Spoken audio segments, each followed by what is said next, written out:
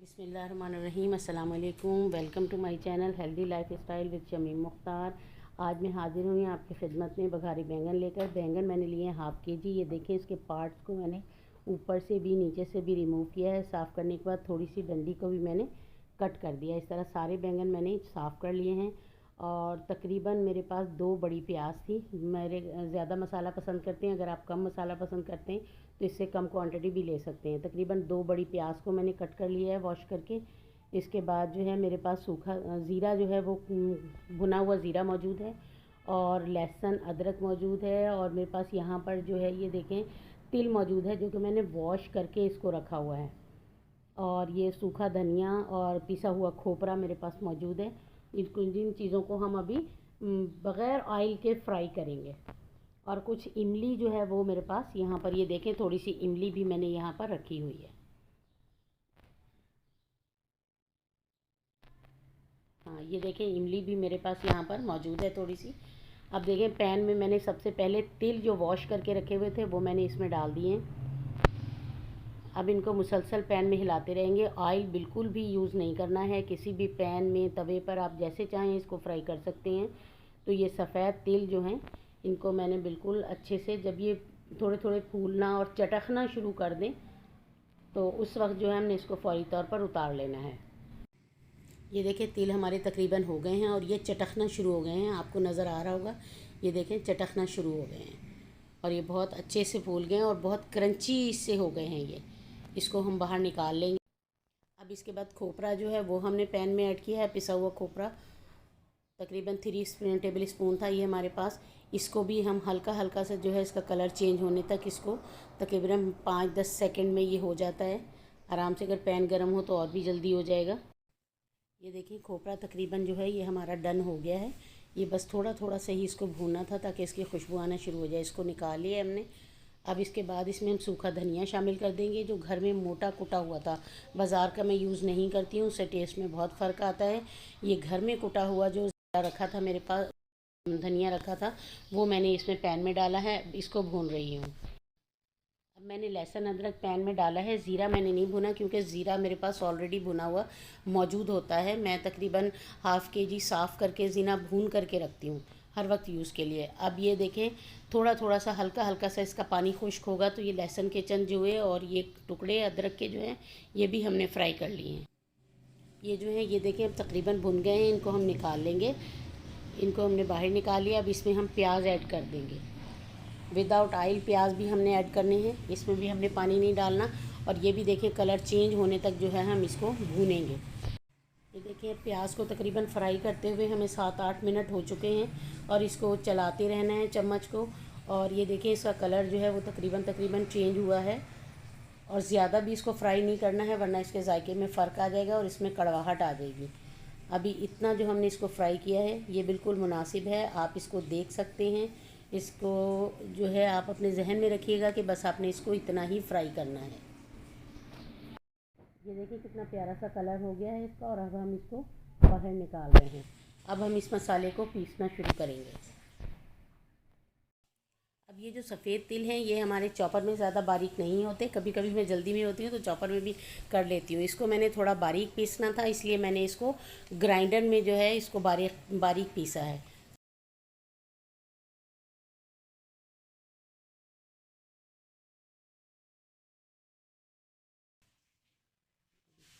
अब ये देखें मैंने तिल जो हैं ये बड़ी से एक बाउल में मैंने बाहर निकाल लिए हैं तिल को।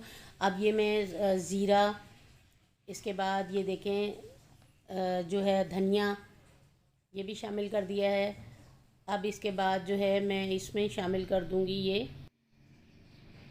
पिसा हुआ खोपरा मैंने इसमें ऐड कर दिया है। इसी में अदरक लहसुन भी ऐड कर दूंगी। इसी में अदरक लहसुन ऐड करने के बाद इन तमाम चीज़ों को जो है मैं ग्राइंड कर लूँगी। ग्राइंड करने के बाद जो है इसको ये देखें बहुत अच्छे से मैंने इसको पीसना है। अदरक लहसुन भी इसी में शामिल करके आप इसको बारीक पीस लें। अब जिस बाउल में हमने सफ़ेद तिल डाले थे उसी में ये मसाला जो हमने ग्राइंड किया था वो भी हमने इसमें डाल दिया है। अब इसमें हम प्याज ऐड करेंगे। चॉपर में प्याज ऐड कर दिए हैं और पहले तो इसको हमने बग़ैर पानी के जो है इसको थोड़ा सा हमने ग्राइंड किया है प्याज को। उसके बाद एक दफ़ा और खोलेंगे चम्मच से नीचे करने के बाद। थोड़ा सा तकरीबन मैंने 1 प्याली ये वाइट वाली जो मेरे पास है छोटी सी, ये मैंने इसमें पानी ऐड किया है। अब एक बार मैंने इसको पीसा था लेकिन ये ज़्यादा अभी थिक था, तो मैंने इसमें 1 प्याली ये छोटी वाली वाइट पानी की शामिल करके इसको मज़ीद दोबारा इसको चलाना है ताकि ये प्याज और बारीक हो जाए।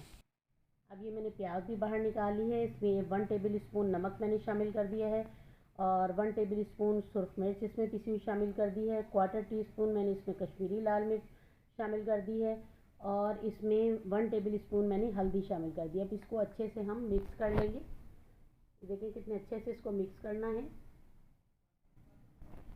और अगर आपको थोड़ा सा ये ज़्यादा थिक लग रहा हो तो आप इसमें पानी शामिल कर सकते हैं। ये मिक्स हो गया है। अब इसमें मैं बैंगन में इसको लगाऊंगी, इसको कट लगा करके। बैंगन का ऊपर का पार्ट जो था मैंने साफ़ करना पहले आपको बताया था कि इस तरीके से साफ़ करना है।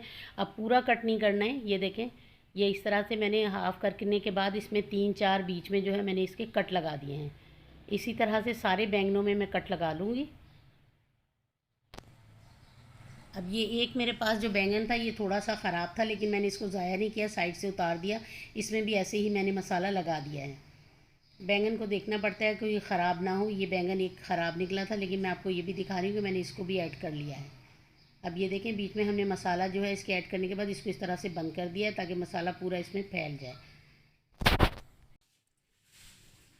अब सारे बैंगनों में ये देखें मैंने मसाला भर लिया है। मसाला भरने के बाद जो है ये पकाना बहुत ज़्यादा आसान है, सिर्फ मसाला इसका थोड़ा सा मुश्किल है। अब मैंने 1 पैन जो है 125 ml एक हाफ़ कप जो है वो मैंने ऑयल का इसमें शामिल कर दिया है पैन में। अब इसके बाद मैं आपको उसके फ्राई के मसाले जो हैं बघार के वो मैं आपको दिखा देती हूँ। मैंने पैन में जो है ऑयल गर्म होने के लिए रख दिया है। अब ये देखें मेरे पास बघार के लिए ये चीज़ें जो हैं ये मौजूद हैं। इसमें राई दाना है 1/4 टीस्पून, मेथी दाना है 1/4 टीस्पून और ज़ीरा है 1/4 टीस्पून और कुछ मेरे पास लीव्स जो हैं कड़ी पत्ता के हैं। और इसके बाद जो है मेरे पास साबुत मिर्चें हैं जो कि मैंने इस बघार में शामिल करनी है। और शामिल करने के साथ ही ज़रा सा उसको हिलाने के बाद वो बैंगन जो मसाला लगाए हुए थे वो उसमें शामिल कर दें। ये बघार में देखें, मैं बघार शामिल करने के बाद हल्का सा पैन में डालने के बाद अब मैंने बैंगन जो है वो इसमें शामिल कर दिए हैं। बैंगन को हल्का सा फ्राई करेंगे और तकरीबन 1 मिनट के लिए इसको कवर अप करेंगे। ये देखें तकरीबन 1 मिनट के लिए मैंने इसको कवर अप किया है ताकि हल्की सी इसमें स्टीम आ जाए और जो मसाला जो है वो थोड़ा सा हल्का सा उसमें उसका टेस्ट आ जाए बैंगन में। तो इसलिए इसको मैंने तकरीबन मीडियम फ्लेम पर जो है इसको मैंने फ्राई किया है। अब फ्राई करने के बाद जो है मैं ये देखें कितनी अच्छी सी लुक इसकी आ रही है। अब मसाला हमारा पहले से ही भुना हुआ है, वो मसाला जो है सारा अब बकिया मसाला मैं इसमें ऐड कर दूँगी। ये देखें बकिया मसाला जो है सारा मैंने इसमें ऐड कर दिया है। अब फ्लेम जो है वो थोड़ा सा मैं इसका स्लो करूँगी। ज़्यादा ये ना ज़्यादा हाई होगा और ना ज़्यादा उसका स्लो होगा पैन जो है। अब इसको थोड़ा सा भूनने के बाद अब इसमें हम पानी ऐड करेंगे। अब ये जो है मैंने इसमें पानी ऐड किया। मेरे पास तो छोटा सा गिलास पड़ा था, आप ऐसा करें इसमें 2 कप पानी के जो हैं वो इसमें ऐड कर दें। पानी इसमें ऐड करने के बाद ये देखिए मसाला जो है बाउल से भी अच्छे तरीके से साफ़ हो गया है और ये इसमें पानी हमने शामिल कर दिया है। और इसको जो है अब हम हिलाने के बाद इसको कवर अप कर देंगे। बीच में एक स्टीम आने पर 1 या 2 दफ़ा इसको हिलाएंगे। अभी इमली का पानी जो है वो हमने इसमें ऐड नहीं किया है। जब ये तकरीबन हाफ़ डन हो जाएं, ये देख लीजिए इस तरह के जब हो जाएं, ये पकना शुरू कर दें, फिर अब हम इसमें इमली का पानी जो मैंने ये तकरीबन एक बड़ी प्याली जिसमें मैंने प्याज कट करके रखे हुए थे उसी में मैंने इमली का पल्प निकाला है। पल्प बल्कि मैंने थोड़ा नरम किया हुआ है इसको। सारा पानी जो है वो मैं इसमें ऐड कर दूँगी। ये देखें ये पतला है थोड़ा सा और जो ये सारे का सारा इसमें मैं ऐड कर दूँगी आराम आराम से ताकि नीचे अगर कोई थोड़ा सा इसमें डस्ट वगैरह हो तो वो इसी में रह जाए। इसलिए मैं इसको थोड़ा सा नरम कर लेती हूँ। ये देखिए अब मैंने इसमें शामिल करने के बाद अब फिर इसको कवर अप कर दूँगी। ये बहुत ज़्यादा जल्दी गल जाते हैं आराम से। अब तकरीबन इसको ज़्यादा से ज़्यादा 5 या 6 मिनट हमें पकाना होगा तकरीबन मीडियम फ्लेम पर। मीडियम फ्लेम पर ये देखिए हम इसको हमारे ये पकते हुए कितने अच्छे लग रहे हैं और इसकी कलर कितना खूबसूरत आया है। लाइट बिस्किटी सा कलर है और इसके साथ ही ये देखें अब इसमें जो है आप इसमें नमक वगैरह जो टेस्ट कर सकते हैं। जो भी चीज़ आपको कम या ज़्यादा लग रही हो वो आप इसमें डाल सकते हैं। अब वक्फे वक्फे से ये देखें 2-3 दफ़ा चम्मच चला लेना है इसका। और इस वक्त इसमें ग्रीन मसाला जो है उस वक्त ऐड करना है जब देखें इसके ऊपर हल्का हल्का सा ऑयल आना शुरू हो जाए। ये देखें साइडों पे आपको ऑयल आता हुआ नज़र आ रहा होगा, जो कि बिल्कुल रेड रेड सा ऑयल ऊपर आना शुरू हो गया है। अब जो है इसमें मैं हरी मिर्चें और जो है वो शामिल कर दूँगी, हरा धनिया।